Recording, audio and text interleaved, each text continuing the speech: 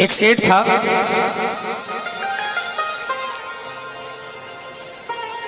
उसको भी जुनून था पैसा कमाने का। नीचे गद्दी थी, ऊपर घर था। सुबह सुबह जल्दी उठता, घर के सब लोग सोए रहते, नीचे आकर अपने व्यापार में लग जाता।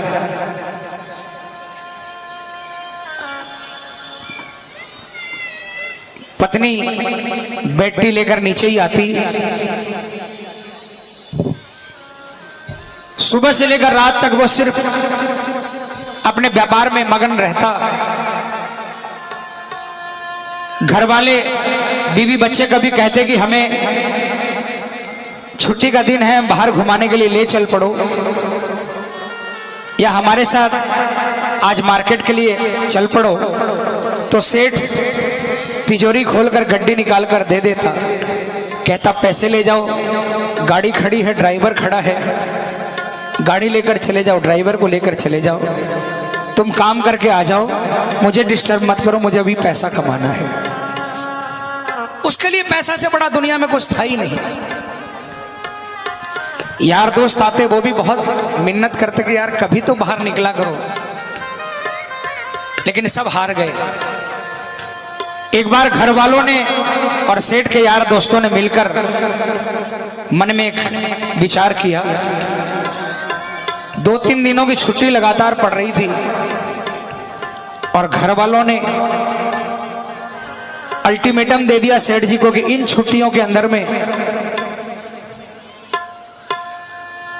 हमको बाबा श्याम के दरबार में, सालासर जी दरबार में, रानी सती दादी के दरबार में दर्शन करने जाना है और आपको साथ लेकर जाएंगे।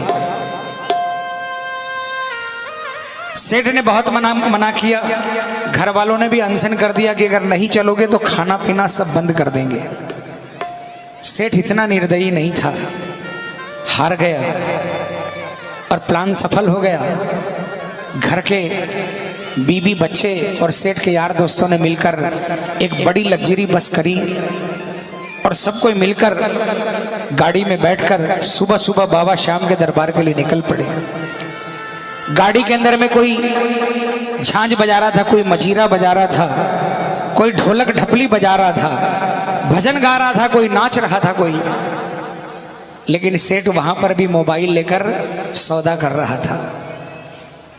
खाटू पहुंच गए, धर्मशाला में जाकर रुके, नहाए धोई करी और जब धर्मशाला से बाहर निकले मंदिर जाने के लिए तो किसी के सिर पर चूरमे का थाल था, किसी के हाथ में प्रसाद की थैली थी, कोई ढपली लेकर धमाल गा रहा था, कोई निशान लेकर नाच रहा था। सेठ वहां भी मोबाइल से सौदा कर रहा था। बाबा के मंदिर की सीढ़ी आई, सेठ ने कान पे से मोबाइल नहीं हटाया। अब की बार उसकी धर्मपत्नी ने झपट्टा मारकर मोबाइल छीन लिया। अरे कुछ तो शर्म करो, अब तो बाबा का दरबार आ गया, अब तो ये व्यापार और कारोबार को थोड़ी देर के लिए तिलांजलि दे दो। सेठ मन महसूस कर रह गया, बिना मन के उसने पहली सीढ़ी पर कदम रखा। लेकिन प्रेमियों, झूठ नहीं कहता, जो नहीं गए हैं उनको बता दूं, 13 सीढ़ी है और पहली सीढ़ी से ही कुछ कुछ होने लग जाता है। सेठ को भी लगा कि कुछ अलग सा हुआ है उसके साथ। एक एक सीढ़ी चढ़ता गया, सेठ के मन के भाव बदलते गए और 13वीं सीढ़ी पर चढ़ने के बाद जब वो बाबा श्याम के दरबार में सामने पहुंचा और बाबा से नजरों से नजरें मिली, सेठ एक टक निहारता रह गया, आंखें फटी की फटी रह गई। चंद सेकंड के अंदर में सेठ की आंखों से आंसुओं की धार बह निकली और सेठ मन ही मन बाबा से कह रहा है, बाबा मैंने तो सोचा था कि पैसा कमाने से बड़ा नशा दुनिया में किसी चीज में नहीं है, लेकिन मैं गलत था, मैं अभागा था बाबा, जो इतने बरसों तक आपके दरबार से दूर रहा। आज आपकी आंखों में झांक कर देखा, जो नशा आपकी आंखों में है उस नशे के आगे दुनिया का हर नशा फीका है बाबा। सेठ काफी देर तक बाबा के सामने खड़ा आंसू बहाता रहा। मन ही मन बातें करता रहा।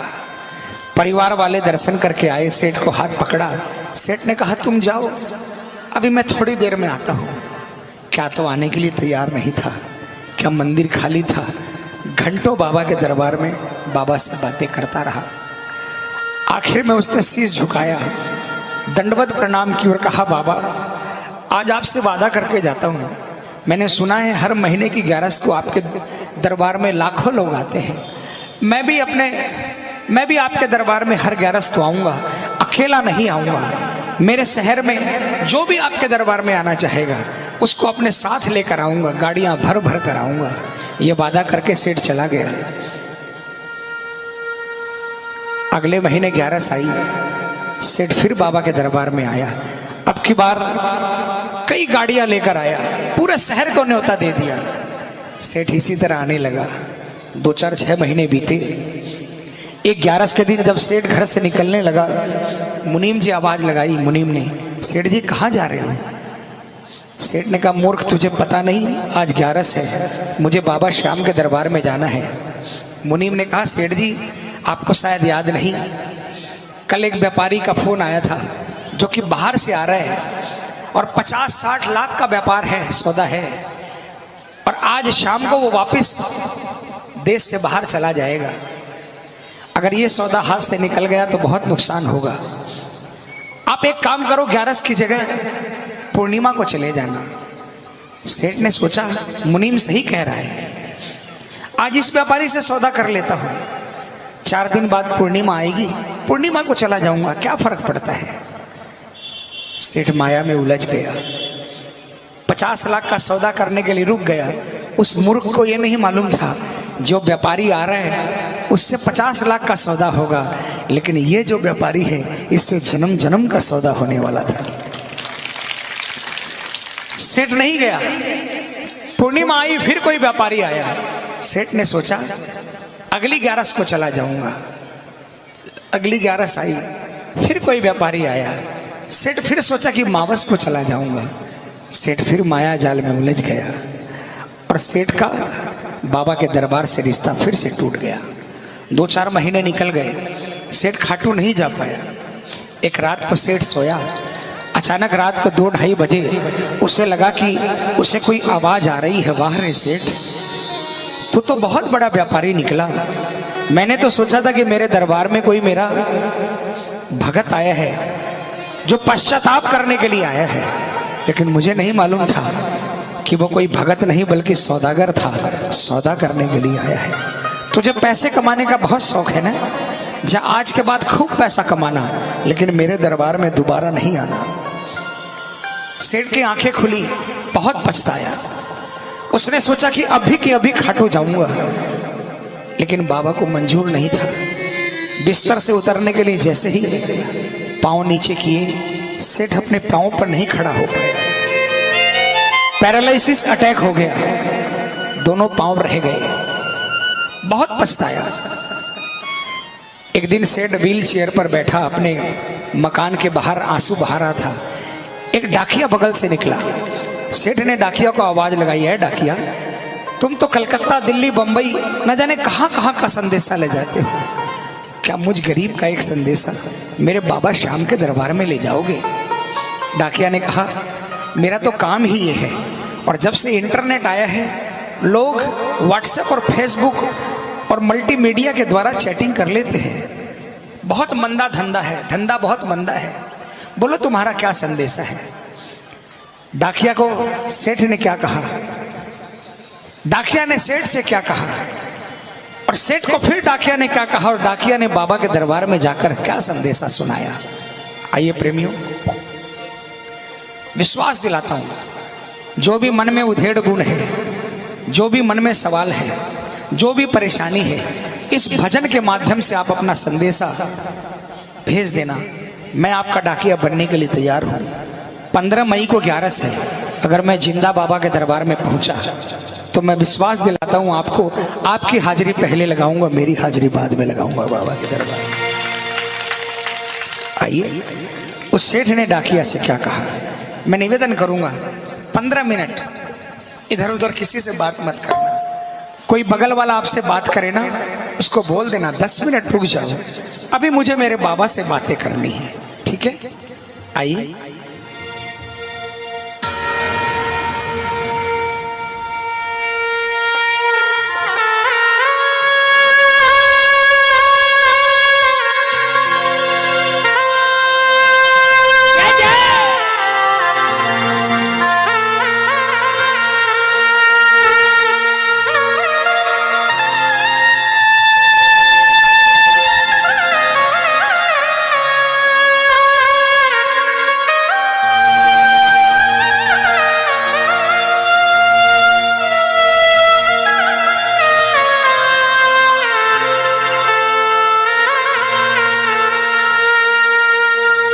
डाकिया जा रे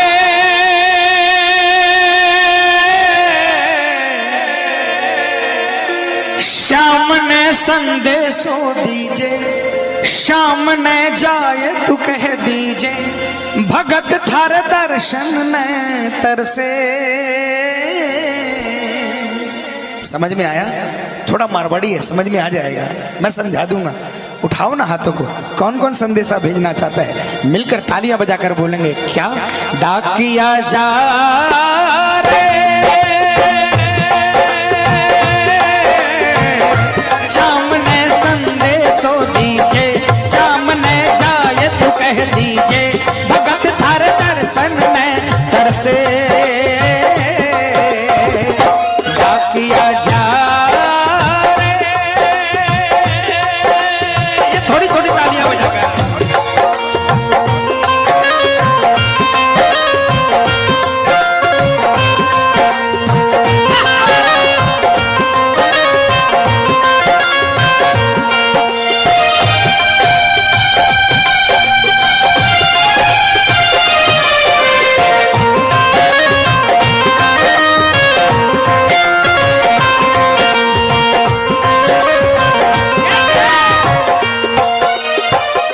बजाओ ना। डाकिया ने कहा कौन से गांव थारो श्याम बसो है, इतनो मान बता दे सेवक रे।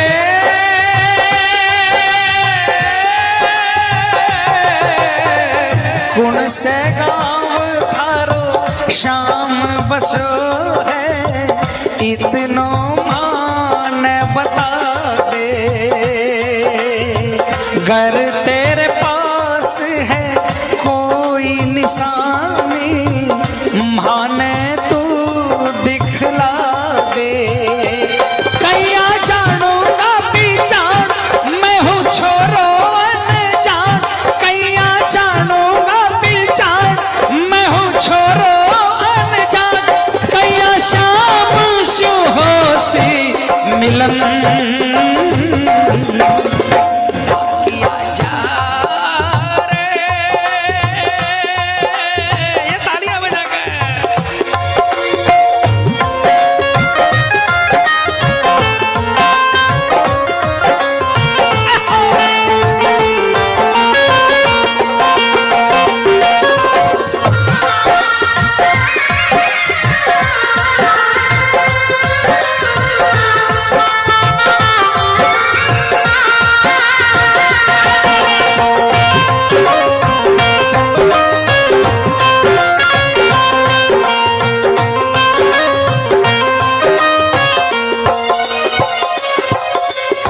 किसको किसको ठिकाना पता है खाटू का?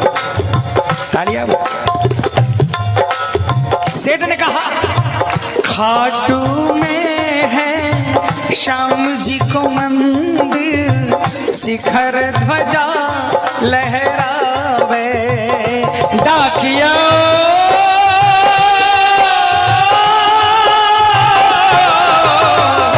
खाटू में है श्याम जी को मंदिर, शिखर ध्वजा लहरावे। डोडी पर हनुमान विराजे, सेवक चवर ढुलावे। हो के नौबत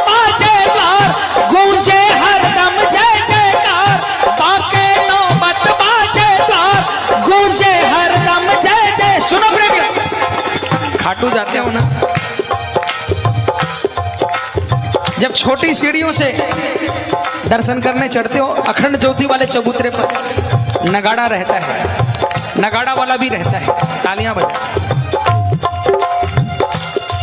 उसके हाथ से डंडा लेकर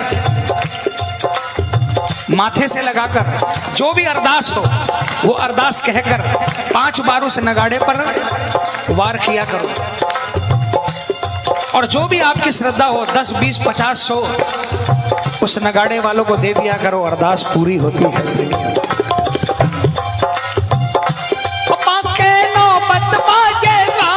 गूंजे हरदम जय जयकार, बांके नौबत बाजेदार, गूंजे हरदम जय जयकार, सज धज बैठे है श्याम सजन, डाकिया जा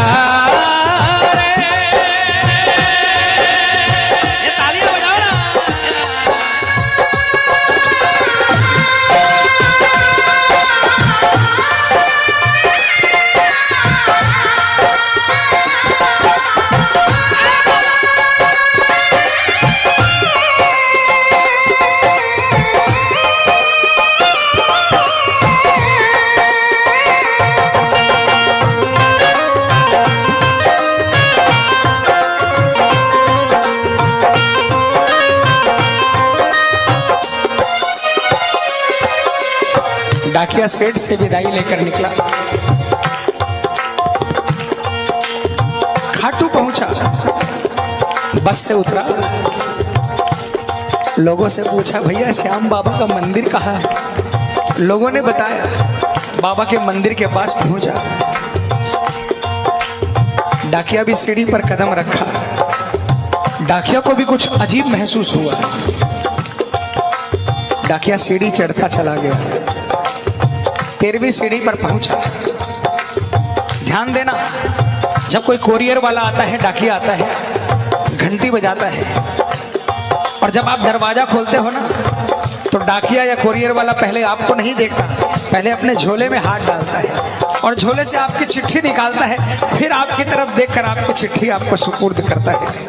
अभी तक डाकिया ने बाबा को नहीं देखा था। तालियां बजाना।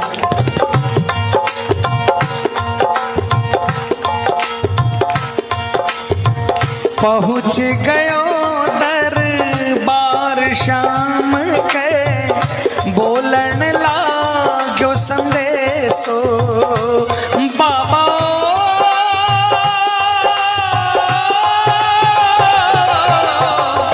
बन बैठो कद शाम दीवानो, कुछ ना रयो अंदेशो। डाकिया ने जैसे ही अपने थैले में हाथ डाला, चिट्ठी निकाली ना, बाबा की तरफ देखा, डाकिया के होश उड़ गए, चिट्ठी हाथ से छूट गई। डाकिया की आंखों में भी आंसुओं की धार बह गई, फूट फूट कर रोने लगा। संदेशा सुनाना भूल गया। अचानक उसे लगा कि कोई आवाज आई। अरे डाकिया, तू जिस काम के लिए आया है वो काम तो बता। डाकिया बाबा के चरणों में गिर गया। उसने कहा बाबा, मैं अभागा डाकिया, जिंदगी के 40 साल साइकिल के 2 पहियों पर बिता दिए। इसका संदेशा उसको सुनाया, उसका संदेशा उसको सुनाया, मेरी सुनने वाला आज तक कोई नहीं आया। रिटायरमेंट के 2-3 महीने बाकी बचे हैं। ये तो भला हो उस सेठ का जिसने मुझे आपके दरबार का पता बता दिया। मैं सेठ का संदेशा जरूर लेकर आया, लेकिन अब आपसे विनती करता हूं, मुझे यहां से नहीं जाने दो बाबा। अपने चरणों की सेवा दे दो, कुछ नहीं चाहिए। दिन भर आपकी और आपके भक्तों की सेवा करूंगा। आपके प्रसाद की अगर आधी रोटी भी मिल जाएगी उसी में संतोष करके अपना जीवन बिता दूंगा। बन बैठो कद शाम दीवानो, कुछ ना रहो अंदेशो। ओ आखड़ ल्यासो बरसीदार, चैया सावन की फुहार। आखड़ ल्यासो बरसीदार, चैया सावन की फुहार। देख सावरिया बोलो ये वचन।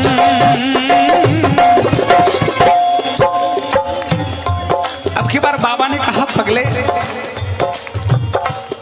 तुझे वापिस भेजने के लिए थोड़ी बुलाया है मैंने, तुझे अपने पास रखूंगा, लेकिन मेरा एक छोटा सा काम कर देगा। जब भवसागर पार करने वाले ने केवट से कहा कि मुझे गंगा पार करा दे, वो चरणों में गिर गया। डाकिया फिर चरणों में गिर गया। दुनिया का काम बनाने वाले आज मुझ गरीब को कह रहे हैं कि मेरा एक काम कर देगा। बाबा ने कहा डाकिया, ए भैया, हेलो, ए भाई साहब,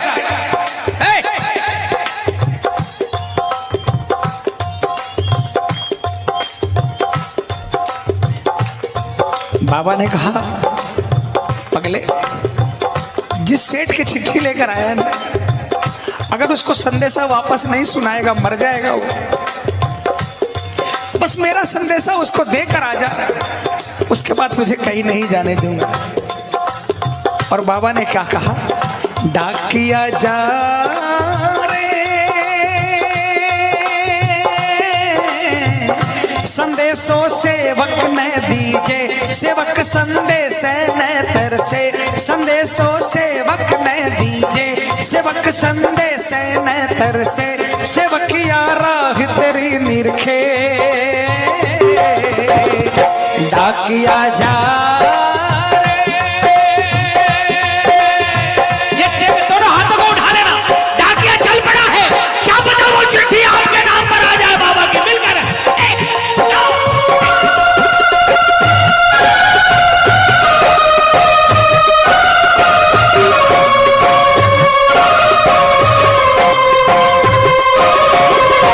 चिट्ठी आई है, चिट्ठी आई है, बोलो बोलो बोलो। चिट्ठी आई है, चिट्ठी आई है, ओ चिट्ठी आई है खाटू से, चिट्ठी आई है, बोलो। चिट्ठी आई है खाटू से, चिट्ठी आई है। बड़े दिनों के बाद मेरे श्याम धनी को और बड़े दिनों के बाद मेरे श्याम धनी को भगत की याद सताई है। चिट्ठी आई है, चिट्ठी आई है, ओ चिट्ठी आई है, चिट्ठी आई। डाकिया ने ये नहीं सोचा कि रात के 2 बजे 2:30 बजे सेठ के घर पे पहुंचूंगा। उसको तो जल्दी लगी थी कि बाबा का संदेशा सेठ को देकर वापस श्याम के चरणों में आकर नौकरी में लग जाने की। रात को 2 बजे वो सेठ के मकान के बाहर पहुंचा। उस दिन सेठ के घर में कोई नहीं था, सेठ अकेला सो रहा था। डाकिया ने कॉल बेल दबाई।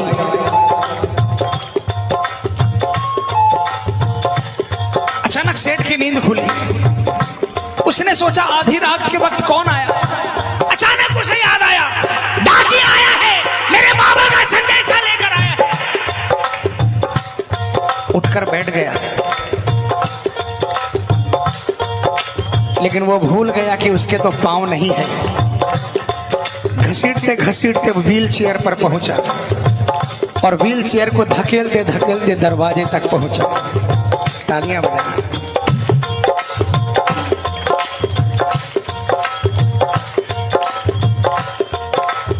इस खुशी में कि डाकिया चिट्ठी लेकर आया है, सेठ की ताकत खत्म हो गई। उसने दरवाजे का हैंडल नीचे करने की कोशिश की, खुशी में सारी ताकत खत्म हो गई। हैंडल नहीं हिल रहा था। बहुत कोशिश की, बाहर से डाकिया बार बार घंटी बजा रहा है और अंदर से सेठ बार बार हैंडल को ऊपर नीचे घुमा रहा है। आग बाहर भी लगी है, आग अंदर भी लगी है। अंदर आग इसलिए लगी है कि जल्दी से जाकर डाकिया के गले लगूं और बाबा का संदेशा सुनूं, और बाहर आग इस बात की लगी है जल्दी से सेठ को संदेशा देकर बाबा के चरणों में सेवा करने के लिए पहुंच जाऊं। काफी समय बीत गया, सेठ की आंखों में आंसू आ गए और अचानक उसने आओ देखा न ताओ और हैंडल पर हाथ रखकर एक जोरदार जयकार लगाई, हारे के सहारे की, और उसने जोरदार ताकत लगाई, हैंडल नीचे हो गया, दरवाजा खुल गया और सेठ बाहर डाकिया के चरणों में जाकर गिर गया।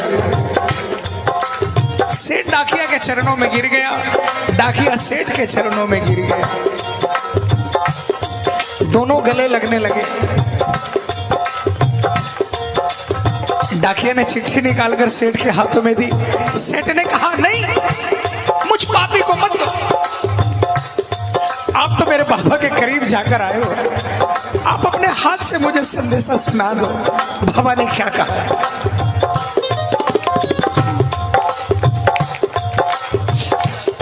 डाकिया ने संदेशा सुनाया। बाबा ने क्या कहा है सुनना, आप भी सुनना, ये संदेशा आपके लिए भी है।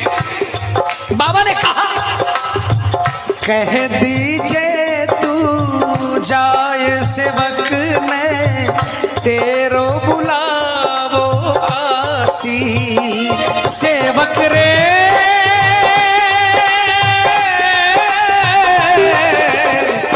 कह दीजिए तू जाए सेवक ने तेरो बुलावो आसी, सबकी आस पुराऊं तो तू कैया रह जासी, तेरी सारी जानू बात पूरी करसूं मन की आस, तेरी सारी जानू बात पूरी करसूं मन की आस, पर बढ़ा मेरे काने कदम। डाकिया सेठ, बाबा ने कहा, कह देना सेठ को जाकर तेरी सारी बात जानता हूं और तेरी हर आस पूरी करूंगा, लेकिन पहला कदम तुझे बढ़ाना पड़ेगा। तू मेरी तरफ एक कदम बढ़ा, उसके बाद तुझे कुछ करने की दरकार नहीं, फिर मैं तुझे अपनी गोदी में लेकर चलूंगा। किसको किसको विश्वास है? पूरे हाथ उठाना, पूरे पूरे, और जोरदार तालियां बजाकर बस।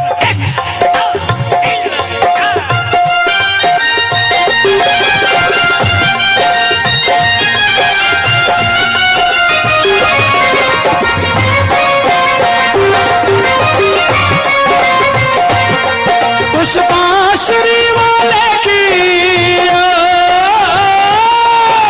उस बांसुरी वाले की, लीले घोड़े वाले की, उस बांसुरी वाले की, लीले घोड़े वाले की गोदी में सो जाऊं, मेरा जी करता है शाम के भजनों में खो जाऊं, मेरा जी करता है शाम के भजनों में खो जाऊं। किसका किसका मन करता है?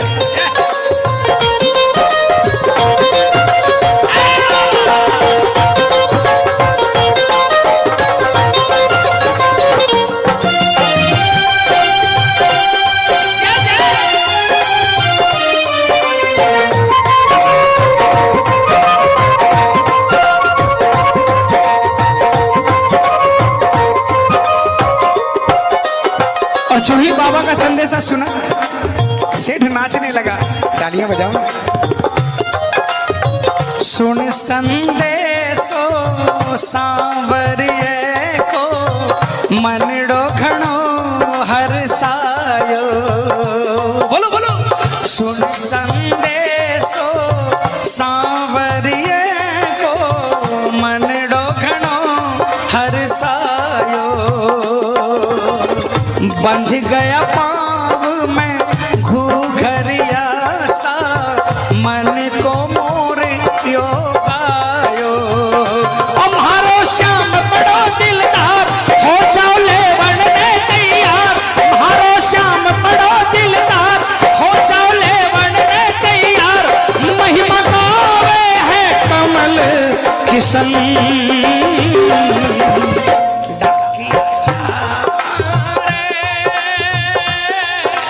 देखो आपका डाकिया मैं हूं, कोई फीस नहीं लूंगा। भजन खत्म हो गया, मेरी तरफ से आखिरी लाइन है, पूरे हाथ उठा लो, पूरे पूरे और जोरदार आवाज में सिर्फ ये 2 लाइनें कह देना, विश्वास दिलाता हूं आपका संदेशा बाबा के दरबार में पहुंच जाएगा। क्या डाकिया जा